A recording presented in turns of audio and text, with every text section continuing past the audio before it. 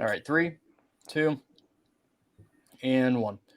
Fastest minute, 8-man football back again this week. Week number 9. Devin Albertson, Anthony Crane again with me this week, guys. Here we go. First question for you guys. What's your dream matchup of non-conference opponents? Just going to the future, I'd like to see something fun, like a Albertson, Rockport, or Lockwood, Worth County. Just some fun matchups in the future. Two of them. It was one matchup, Devin. For me, I think it would be Archie, Worth County, something like that. And I kind of pictured this year's teams just with the speed on both sides. I think that'd be a fun matchup. You guys really listen to the fastest minute part of this. Anyway, question number 2 for you guys. Coldest game you ever covered? It was 2018. It was kind of back-to-back games, if we're honest. The Stanberry Worth County game in Stanberry, I think it was -7 that night. And then the following week in Worth County, the blizzard-like conditions. So both of those were pretty close. Yeah, going 2018 as well. I was doing North Andrew at Mound City with 0 wind block. My equipment died when I was broadcasting the game. Called the rest of the game on my phone, pinned against my face. Not for sure how your phone didn't die either. But question number 3 for you guys, the fastest minute this week. More like 2 minutes at this point. But best rivalry here in 8-man football. I'm going to go with a little coaching rivalry. Philip Dean from Drexel and Coach Thacker from Org. It's a lot of fun watching those guys go back and forth on Twitter. And for me, I'm going coach versus team with Josh Peterson and Mountain City. Fastest minute in 8-man football. Devin Albertson, Anthony Crane. Thank you as always. About a minute and a half. Yeah, like a minute and a half. Yeah, Devin's just like, hey, I'm going to take all of the South teams and North teams. And then didn't leave you anything. You should be like, let's go Southwest Livingston and Albany. Ugh. Jasper and Nottoway Valley. Oh, God. Let's cancel the season. That might be a good game. That's the sad part. Yeah. Let's use that term loosely. Let's go with DeKalb Osceola, like I said in the chat. All right. You guys ready to knock this part out? Mm-hmm. Yep. All right. So as we look into the final week of the regular season, week number 9, the poll's kind of shaking itself out at this point, right? I mean, we kind of know who the best of the best are. What are your guys' overall thoughts heading into the last week of the regular season? Not all one first. This is great. What was the question? Don't even know at this point. I could ask you anything. Thoughts going. I mean, I don't. Do you want to know about week 9 or just the season in general? We'll restart this because I feel like we're just all over the place. All right, Anthony, first. Both. We'll call it both. It's kind of looking at week 9, and then I'll ask something else about the whole season. All right, guys, we kind of look at the last week of the regular season. Anything really standing out to you guys this week across the board in 8-man football? This podcast is running on fumes. It's been 9 weeks. We're just still kicking. Week 9, I think there's, one matchup that you can really point to with, battle for the 275. For East Atchison, I think it's time to show that you're at that level. I know your unbeaten record says you're up there with those other teams in the top 5, but you have to show it this week. If not, then people just point to the soft schedule that got you there. I think they're well coached. I think Barons get the best out of them. I just don't know if they're quite at that level. But we'll see this week. The rest of the matchups not great. Which I think it works out for a lot of these teams. We were talking about North Andrew and Southwest Livingston, and I think for some of these top teams, a nice, easy week is needed for them, especially with those GRC teams in the last month of them just beating on each other. I think they're all looking forward to a softer week 9. So yeah, it's kind of my thoughts. And then I think, overall, I think things have kind of shaken out the way we thought they would. I know everyone wanted chaos last week. But when Anthony says a team is number 1, the team tends to be number 1. And for the record, this is not a podcast. It's more like a telecast, I think, at this point, because now we're seeing each other. That's Is that fair. what it It's a telecast? show. The show. Isn't Doesn't that have a what name. Levitar calls it? It's a show because there's video, right? Yeah, there's a show. People can watch this. Actually, that's the only way they can watch this because I only put it on Facebook and YouTube. So there you go. Absolutely, and as Anthony said, Platte Valley East Atchison is the game of the week. 275 conference championship game, kind of like last week was North Andrew Worth County. North Andrew could clinch the conference title with the win kind of deal there, and Worth County needed to win to create some chaos there in the GRC. But I think Platte Valley comes in as the favorite. They're just a little better team. But neither one of these teams is going to be a team that's super explosive offensively, so some weird things can happen, possibly in a lower scoring game. So I expect a really fun football game up in Tarkio. So I'm really excited about that game with that. And then I know there's not a whole lot of great matchups. There's a couple interesting ones, though, that we can look at, whether it's North Shelby Bramer, just because I think those teams are both, with their districts, have a decent chance to make some noise in the playoffs. It's teams we're kind of looking at to see what they can kind of do there.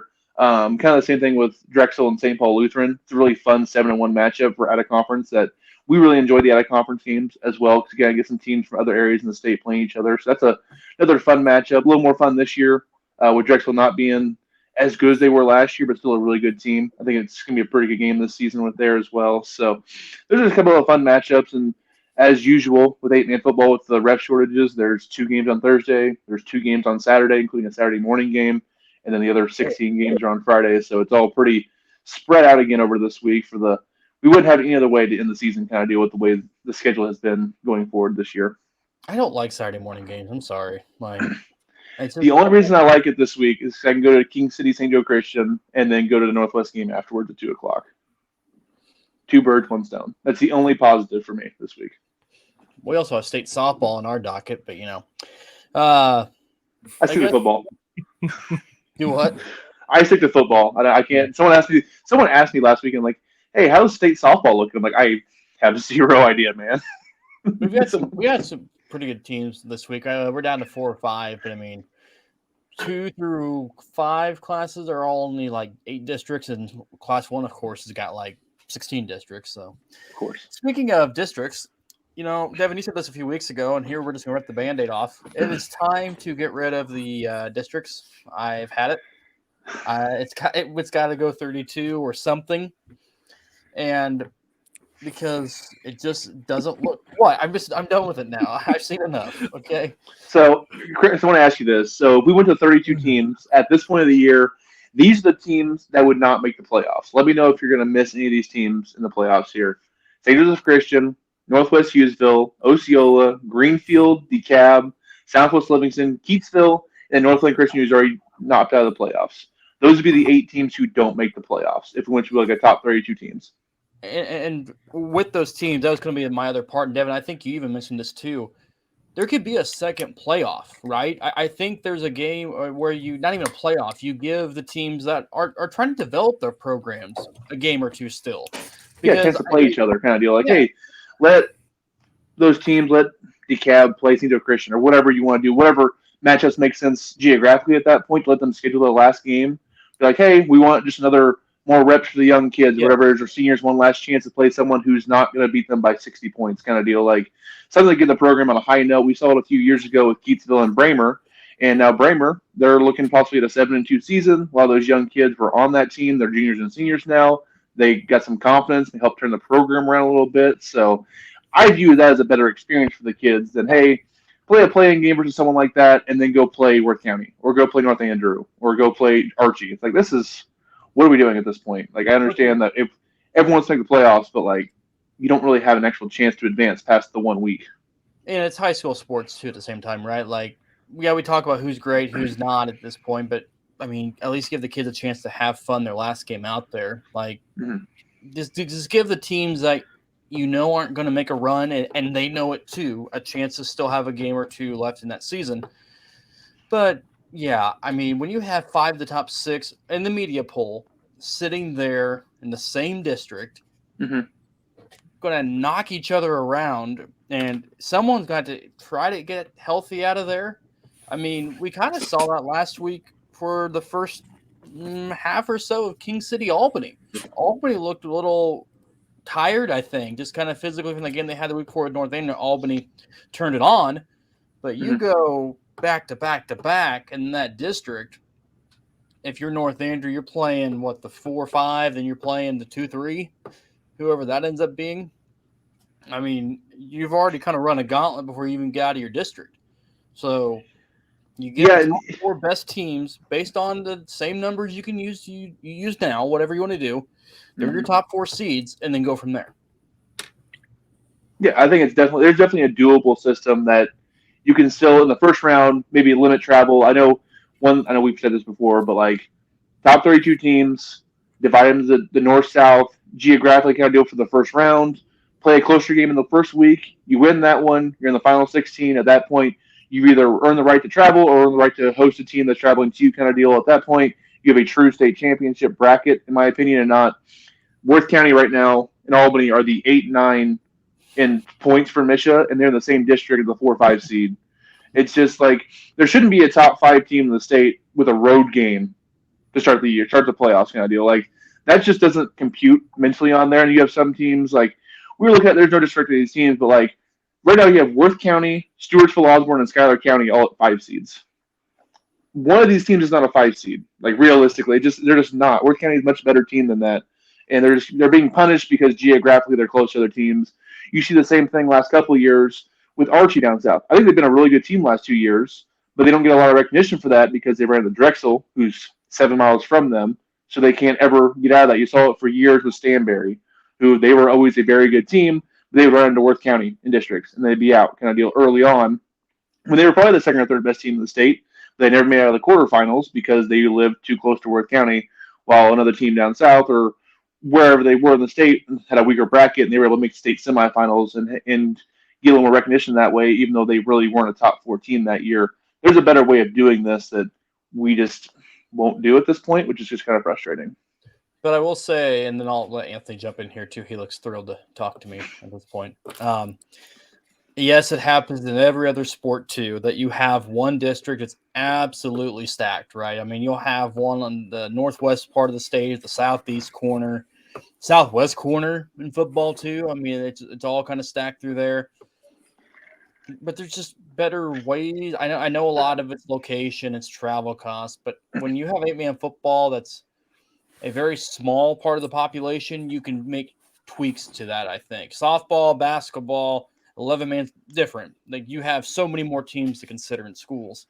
You've got 40 right now, 40 for now, that are playing 8-man football that you can tweak and adjust with too. And I feel like a lot of them would be open to that type of change. Maybe I'm wrong. Maybe a lot of them like this format too, where it's 1, 2, 3, and 4. You have 10 teams in the district. Good luck, and we'll see how it runs out. The only thing I would add, and I will just, for the fun of it, argue the other side.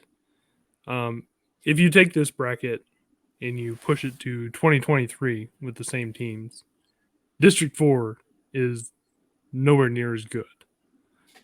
So, I mean, right? Yeah, it sucks this year because North Andrew's really good and Albany's really good and Worth County's really good, Platte Valley. But all 4 of those teams, Worth County's going to lose some. They'll probably be the best of those teams next year. But the rest of those teams are going to take a deep dive because there's no more Kemper Klein and Hayden Ecker and, Carter Luke. So, I mean, yes, I agree. I like that format better if you just divide it up. But also I can see the point where if you're Misha, you're like, well, it's just one of those years where, it just happened to be that way. Right. So there is that argument because, next the year. One thing I'll say to that, though, is it's always one of those years. We talked about 2018, how cold it was that year. Mount City was the 3 seed in their district behind undefeated East Atchison and a 1-loss North Andrew. They had to win both those games to get out of the district kind of deal. Maybe it was 2019. Whatever year that was, they were the 3 seed with 2 top 3 teams in their district kind of deal. I know it says like, yeah, it's a once in every 3 years thing, but it feels like it's every other year at this point. And the one thing that I always talk to people is football is just a different animal compared to basketball or soccer or softball, whatever it is. It is just different because there's only one game a week usually. It's just different than softball or basketball. Other sports, they have multiple games kind of deal on there. There is a better way to tweak the bracket to have football be special and different than the other sports just because it is different. I think you can do something similar for the 11-man teams and there's more teams there. I think there's a better way of doing it for them as well. where you're not getting East Buck, Mid Buck in the same district. Just because they're so close to each other doesn't mean they should be punished for that. Or you saw it for years with a few years ago, Maryville and Chillicothe were the best two teams in Class 3. Chillicothe beat Maryville early in the year. Maryville beat them in the playoffs, and then rolled the rest of the way. Like, it happens every year. You saw it down south, Webb City and Carthage and Carl Junction. Yeah. You see it all the time. With just teams that are geographically close to each other, and you really get these real state championship games in either districts or the sectional matchups that you'd rather see in Columbia. So I think there's a better way to do it. I think it just takes a little more effort to get those other things done. It just, we'll see if that eventually changes. But again, all we can do is speculate, and we'll have fun with it either way. So still football. But also, if you just divide it up north versus south, you're still going to end up with similar brackets. Well, my thing with north versus south in the first round, and then you get the 16 teams after that, and you reseed it 1 through 16, and then you just go. That way, if you happen to get a Jasper versus Rockport, at that point, you're in the final 16. Jasper, they've earned the right to travel 3 hours for a game kind of deal. It's not a first-round game, but you've already won a playoff game. You've earned that right to travel distance. I don't think teams mind traveling distance in the playoffs, because at that point, you're playing still. You're still in the hunt for a state championship game. It's different than a regular season game or a first-round game kind of deal with that. That's just me, though, because only you're limiting the travel a little bit, so you still have that aspect of it. So you don't have 16 teams traveling. You have 8 at that point for the final 16. So I think there's a way to have a true state bracket and still limit some of the travel early on in the tournament. And the adults will still screw it up. Oh, yeah, probably. We do that with everybody. Just give me and Anthony control, and we will have it be good and entertaining for everybody. Like, just give us control.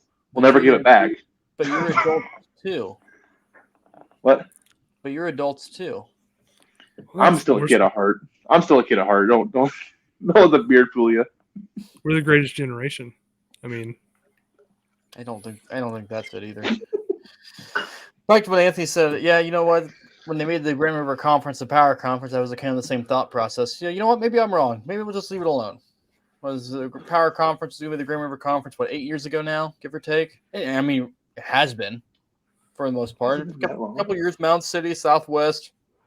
Wemo's coming. You watch out. Wemo's coming. The South is rising.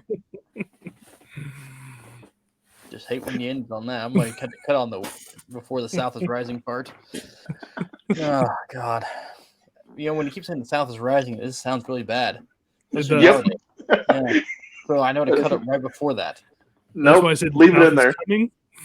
Do what? The South is like the South is coming. I don't know. I always say the South is rising, baby. It's an uprising. It's get better. The South will rise again. Yikes! Some of them think it is. Some of them think it is. All right, I'm gonna jump off and hate how cold it is.